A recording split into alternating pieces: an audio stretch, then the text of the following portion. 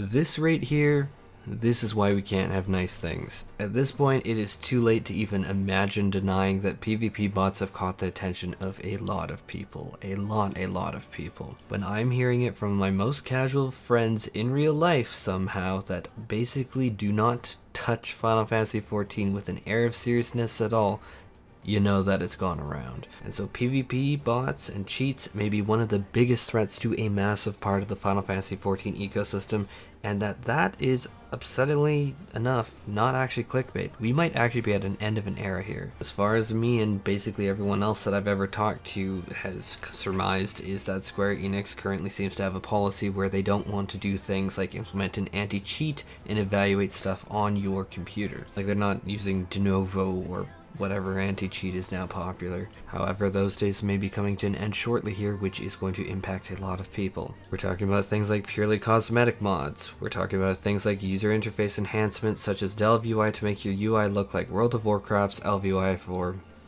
God only knows what reason.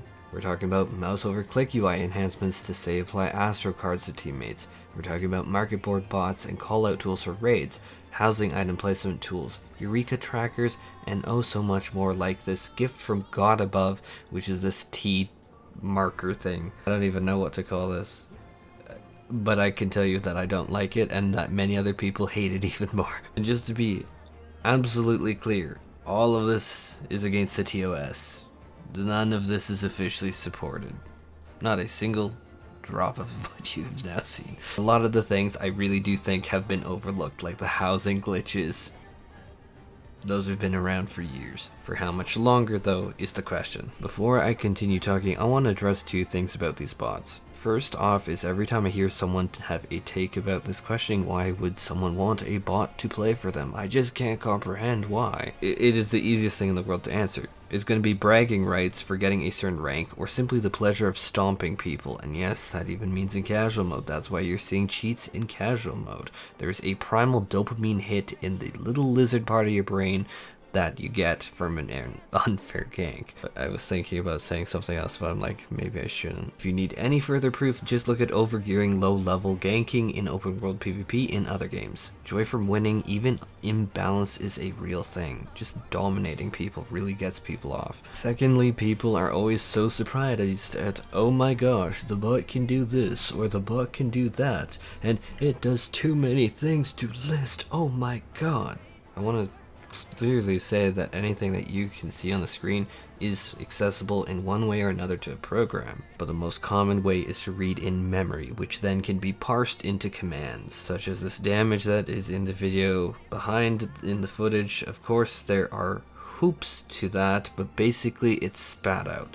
This can range from excessively difficult to turn into commands to extremely trivial depending on which library you use. Obviously, I do not condone this. This is very common knowledge in the software field. But essentially what you can see in this editor here is that you can write code that can keep track of this and set up a bunch of conditions. Now these conditions can then execute key presses, mouse movements, clicks, open other programs, make calls to external websites, APIs even, close other programs, like literally just about anything. The sky is the limit. So when people are shocked at what the bots can do, I'm like, why are you shocked? Can you not press the keys? Can't you read what's presented on the screens? Don't you have phones? I say that in total jest.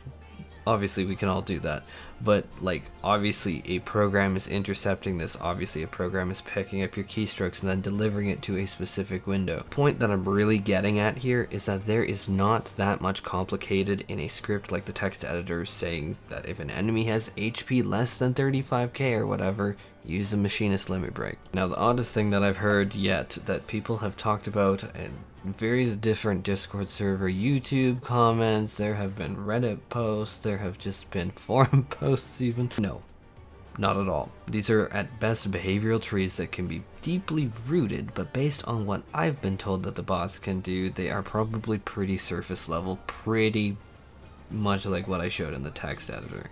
While yes, a Monte Carlo search tree combined with something like Sarsa Lambda could be massively fascinating as an academic exercise, it would definitely not get traction, but I'm getting ahead of myself there. But As someone who knows people personally involved with that, and the algorithm, like the amount of time and simulations required to make any such adventure, even speculating on it, kind of preposterous, kind of like you'd be laughed out of the room if you suggested it. There is a incredible difference between a game like Go, where we saw Monte Carlo search tree and more like really be successful, honestly, and Final Fantasy XIV PvP. That is astronomical. AlphaGo would not translate here at all. Don't be deceived like projects like DeepMind's AlphaStar for StarCraft 2 published in Nature in 2019.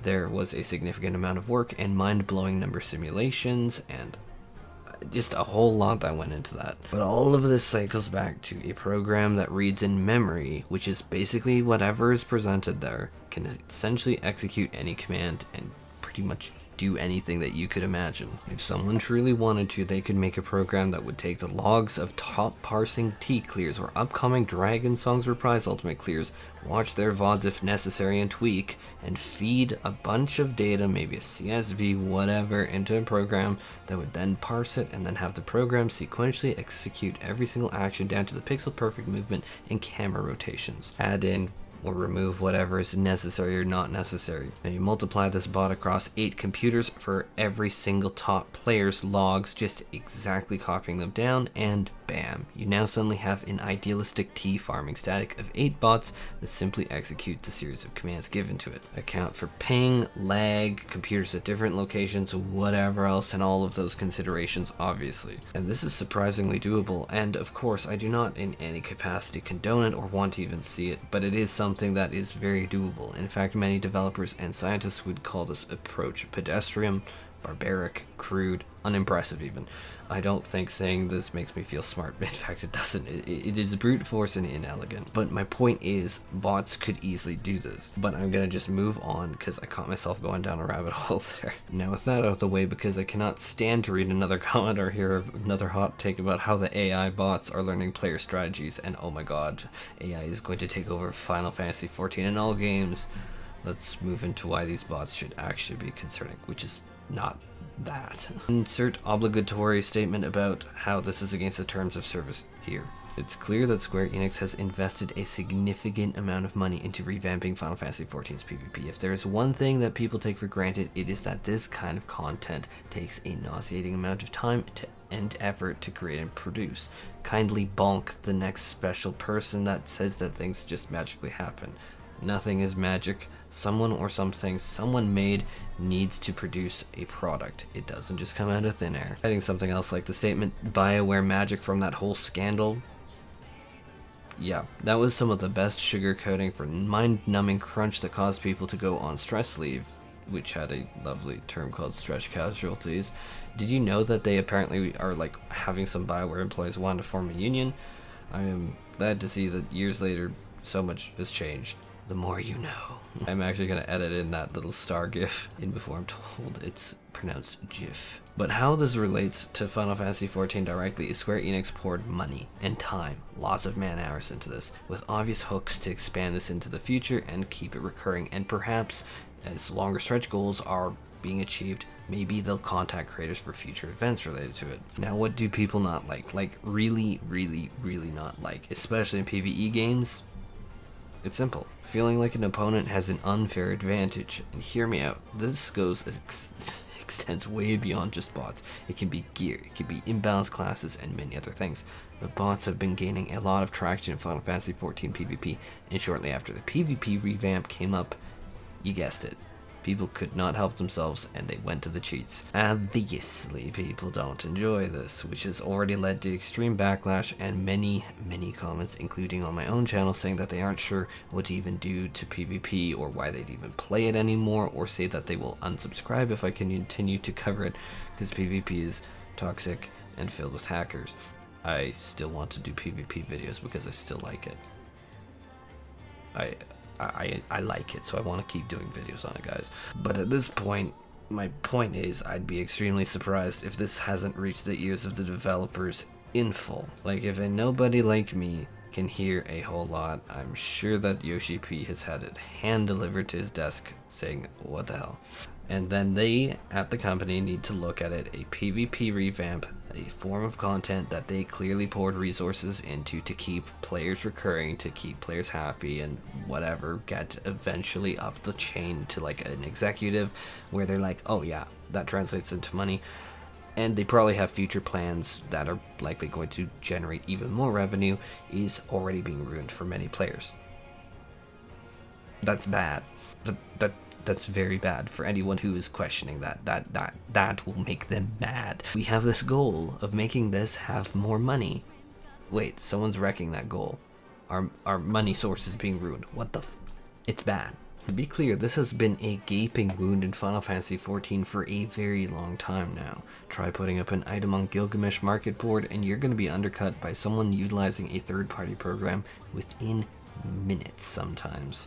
And I speak from personal experience as someone who does work from home, that logs on night, day at different times. Please kindly excuse my disbelief that this many people are legitimately able to undercut me after a few minutes after I change my prices, whether it is 3 o'clock in the morning, 6 o'clock in the evening, or 10 o'clock in the morning. And yes, your name is shown directly on the items you craft. Well done. Honestly, I suppose you have a nice bridge on the moon to sell me next. I do love Mara Lamentorum. Housing area there when, jokes aside, we get into other things like what about auto crafting? Another gray zone. What about auto gathering? Another gray zone. Or whatever you call this absolute nonsense in the Epic of Alexander that I found on Twitter. And listen, that is all PvE and not PvP, and for all I care, use that honestly comical whatever this T-Telegraph thing is, which is obviously wildly against TOS. I might say that. I'm pretty sure everyone else will say don't. I know for sure a lot of people whose blood boiled when they first saw this, and they certainly are not chill with it though. But my point is that myself and a lot of people were not impacted directly with it.